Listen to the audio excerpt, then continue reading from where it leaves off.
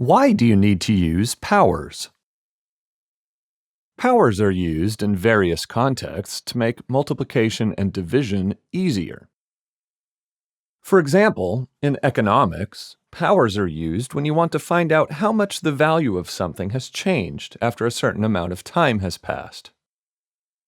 Imagine that you are considering buying a moped and you find one that costs $2,000.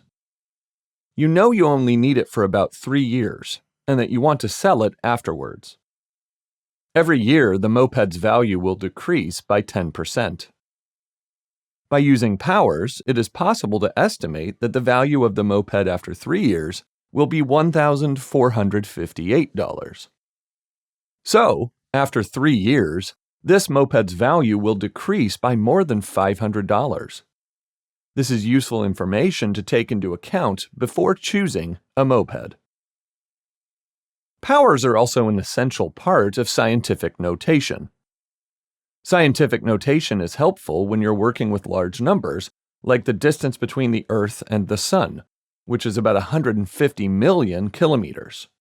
Or small numbers, like the mass of a bacterium, which is 0.0000000000001 grams.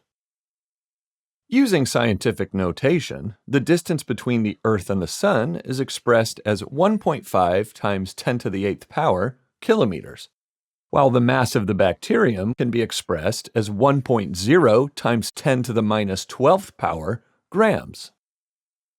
Scientific notation allows you to make use of a simplified form of the number, helping you save space and time when working with these numbers. Powers are used in various contexts to make multiplication and division easier.